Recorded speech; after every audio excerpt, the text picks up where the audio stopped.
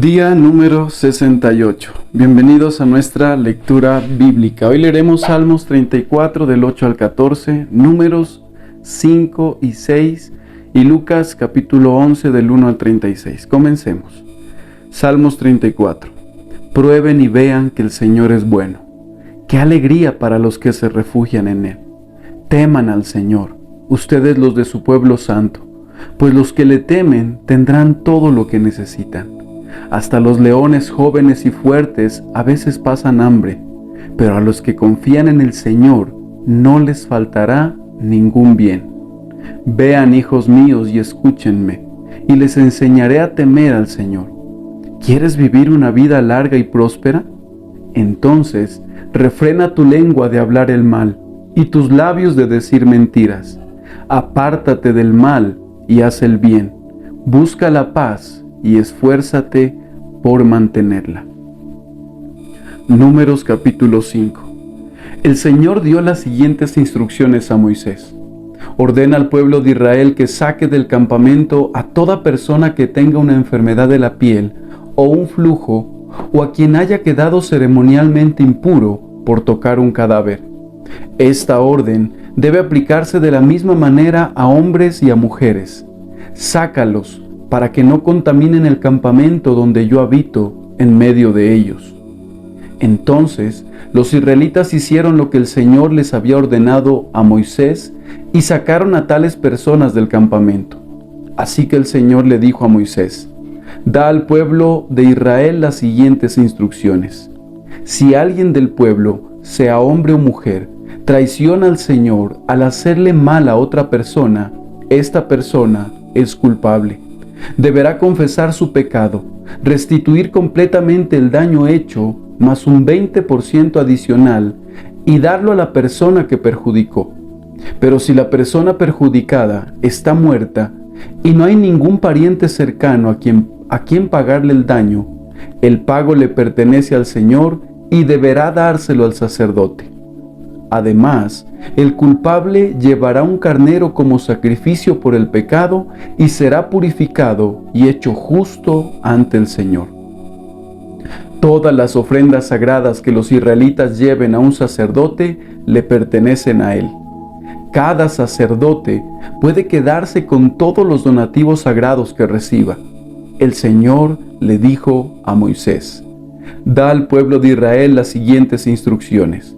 Supongamos que la esposa de un hombre se descarría y le es infiel a su marido, y tiene relaciones sexuales con otro hombre sin que lo sepa su esposo ni nadie más. Ella se contaminó, aunque no hubo testigos y no fue sorprendida en el acto. Si su esposo siente celos y sospecha de ella y necesita saber si ella se ha contaminado o no, el esposo debe llevarla al sacerdote. También presentará por ella una ofrenda de 2 litros de harina de cebada. No debe mezclarse con aceite de oliva ni incienso, porque se trata de una ofrenda de celos para demostrar si ella es o no culpable. Entonces el sacerdote la presentará delante del Señor para que sea juzgada. Pondrá un poco de agua santa en un recipiente de barro y mezclará polvo que tomó del piso del tabernáculo. Una vez que el sacerdote haya presentado a la mujer delante del Señor, él desatará el cabello y colocará en las manos de ella la ofrenda de prueba, es decir, la ofrenda de celos, para discernir si las sospechas de su esposo son justificadas. El sacerdote se pondrá enfrente a ella y sostendrá el recipiente de agua amarga que trae una maldición para quienes son culpables. Enseguida, el sacerdote pondrá a la mujer bajo juramento y le dirá: si ningún otro hombre ha tenido relaciones sexuales contigo y no te has descarriado ni te has contaminado mientras has estado bajo la autoridad de tu esposo, que seas inmune a los efectos de esta agua amarga que trae la maldición. Pero si te has descarriado, siendo infiel a tu marido, y te has contaminado teniendo relaciones sexuales con otro hombre, en este momento, el sacerdote pondrá a la mujer bajo juramento al decir: que el pueblo sepa que la maldición del Señor cayó sobre ti cuando Él te haga estéril al causar que tu útero se encoja y tu abdomen se hinche. Ahora que esta agua que trae la maldición entren en tu cuerpo y cause que tu abdomen se hinche y tu útero se encoja. A la mujer se le exigirá decir, sí, que así sea. Entonces el sacerdote escribirá estas maldiciones en un trozo de cuero y luego las lavará para que caigan dentro del agua amarga. Hará que la mujer beba el agua amarga que trae la maldición. Cuando el agua entre en su cuerpo, si ella es culpable, le causará un sufrimiento amargo. Después, el sacerdote tomará la ofrenda de celos de la mano de la mujer y la alzará ante el Señor y la llevará al altar. Tomará un puñado de harina como porción simbólica, la quemará en el altar y le exigirá a la mujer que beba el agua. Si ella se ha contaminado siendo infiel a su marido, el agua que trae la maldición le producirá un sufrimiento amargo. Su abdomen se hinchará y su útero se encogerá, y su nombre se volverá una maldición entre su pueblo. Pero si ella no se ha contaminado y es pura, entonces saldrá ilesa y todavía podrá tener hijos. Esta es la ley ritual para lidiar con los celos. Si una mujer se descarría y se contamina mientras está bajo la autoridad de su marido, o si un hombre siente celos y sospecha que su esposa le fue infiel, el marido deberá presentar a su esposa delante del Señor y el sacerdote aplicará esta ley ritual en su totalidad. El marido será inocente de toda culpa en este caso, pero su esposa será responsable por su propio pecado. Números capítulo 6. Entonces el Señor le dijo a Moisés: da al pueblo de Israel las siguientes instrucciones. Si alguien del pueblo, sea hombre o mujer, hace el voto especial de Nazareo, consagrándose al Señor de manera especial, dejará el vino y otras bebidas alcohólicas. No usará vinagre hecho de vino ni de otras bebidas alcohólicas. No beberá jugo de uva fresca ni comerá uvas o pasas. Mientras esté obligado por su voto de Nazareo, no se le permite comer o beber productos derivados de la vid, incluidas las semillas y la cáscara de uva. Durante todo el tiempo que dure su voto, esta persona no se cortará el cabello, porque es santa y apartada para el Señor. No se dejará crecer el cabello hasta que se cumpla el tiempo de su voto, y no se acercará a ningún cadáver durante todo el tiempo de su voto al Señor. Aun cuando la persona muerta sea su propio padre, madre, hermano o hermana, no debe contaminarse, porque el cabello que lleva sobre su cabeza es símbolo de su consagración a Dios. Este requisito se aplica mientras esté consagrado al Señor. Si alguien cae muerto a su lado, el cabello dedicado quedará contaminado. Tiene que esperar 7 días y después se afeitará la cabeza. Entonces quedará limpio de su contaminación. En el 8º día llevará al sacerdote a la entrada del tabernáculo 2 tórtolas o 2 pichones de paloma. El sacerdote ofrecerá una de las aves como ofrenda por el pecado y la otra como ofrenda quemada. De esta manera, él lo purificará de la culpa recibida mediante el contacto con el cadáver.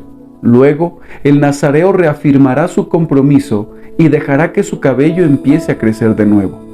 Los días cumplidos de su voto, anteriores a la contaminación, no se tomarán en cuenta. Deberá dedicarse nuevamente al Señor como nazareo por todo el tiempo de su promesa y deberá presentar un cordero de 1 año como ofrenda por la culpa.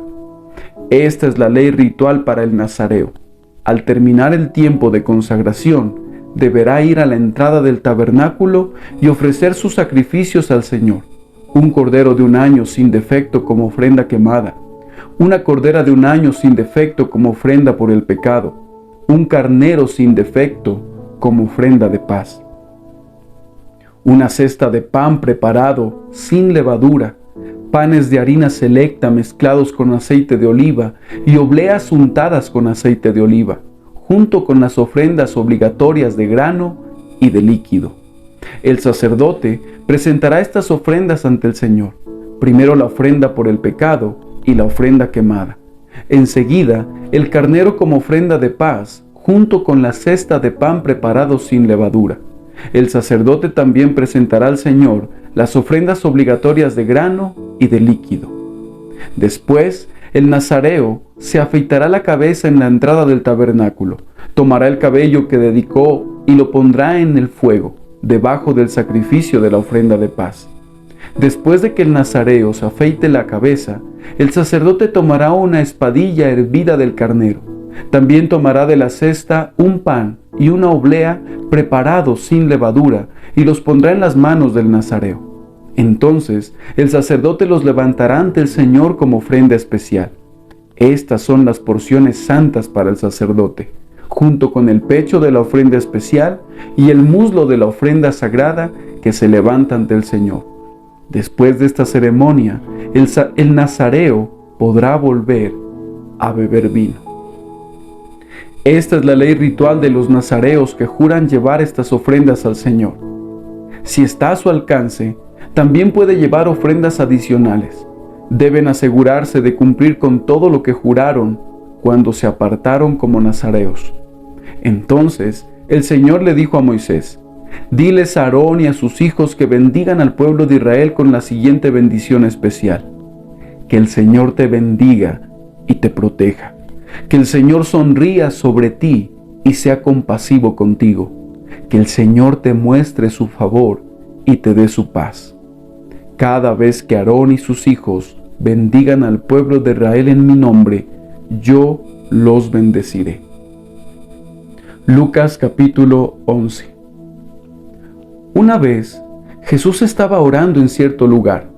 Cuando terminó, uno de sus discípulos se le acercó y le dijo: Señor, enséñanos a orar, así como Juan les enseñó a sus discípulos. Jesús dijo: deberían orar de la siguiente manera: Padre, que siempre sea santificado tu nombre, que tu reino venga pronto. Danos cada día el alimento que necesitamos.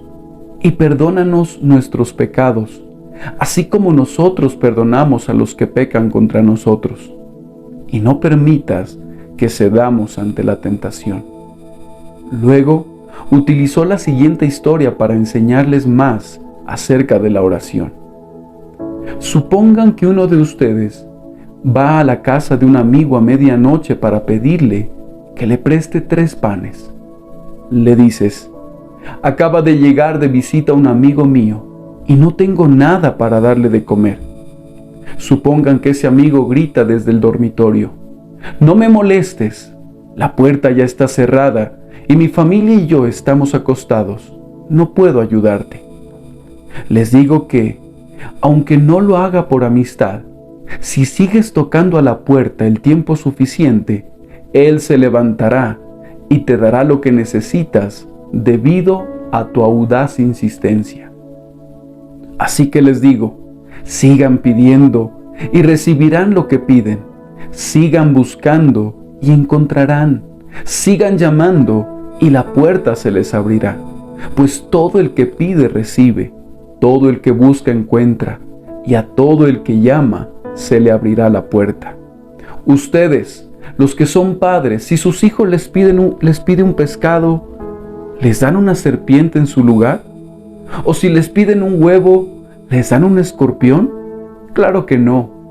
Así que si ustedes, gente pecadora, saben dar buenos regalos a sus hijos, ¿cuánto más su Padre Celestial dará el Espíritu Santo a quienes lo pidan? Cierto día, Jesús expulsó un demonio de un hombre que no podía hablar. Y cuando el demonio salió, el hombre comenzó a hablar. Las multitudes quedaron asombradas, pero algunos dijeron: con razón puede expulsar demonios. Él recibe su poder de Satanás, el príncipe de los demonios. Otros, con la intención de poner a Jesús a prueba, le exigían que les mostrara alguna señal milagrosa del cielo para demostrar su autoridad. Jesús conocía sus pensamientos, así que dijo: todo reino dividido por una guerra civil está condenado al fracaso. Una familia dividida por peleas se desintegrará. Ustedes dicen que mi poder proviene de Satanás. Pero si Satanás está dividido y pelea contra sí mismo, ¿cómo puede sobrevivir su reino? Entonces, si mi poder proviene de Satanás, ¿qué me dicen de sus propios exorcistas, quienes también expulsan demonios? Así que ellos los condenarán a ustedes por lo que acaban de decir. Sin embargo, si yo expulso a los demonios por el poder de Dios, entonces el reino de Dios ha llegado y está entre ustedes. Cuando un hombre fuerte está armado y protege su palacio, sus posesiones están seguras, hasta que alguien aún más fuerte lo ataca y lo vence, le quita sus armas y se lleva sus pertenencias. El que no está conmigo, a mí se opone, y el que no trabaja conmigo, en realidad trabaja en mi contra.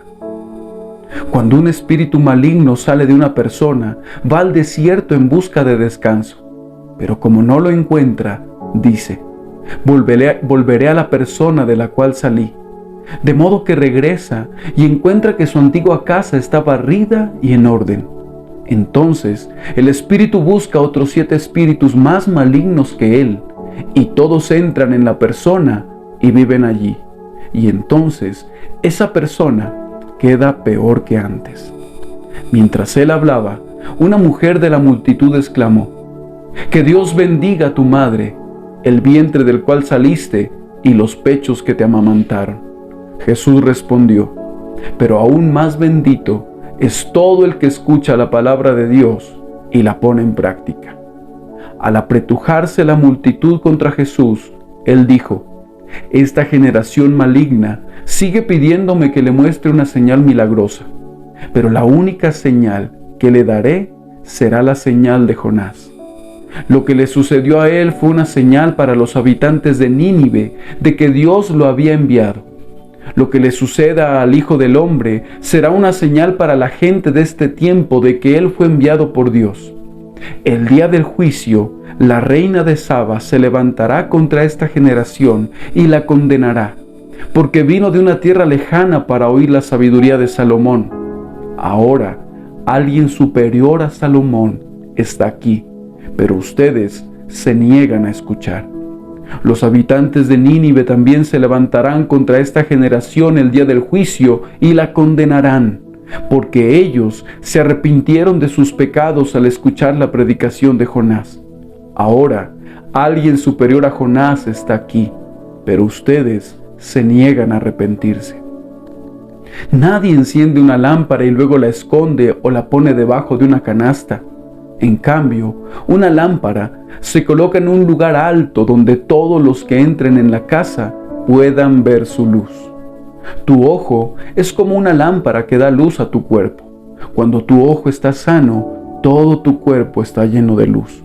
Pero cuando tu ojo está enfermo, tu cuerpo está lleno de oscuridad. Asegúrate de que la luz que crees tener no sea en realidad oscuridad. Si estás lleno de luz, sin rincones oscuros, entonces toda tu vida será radiante, como si un reflector te llenara con su luz.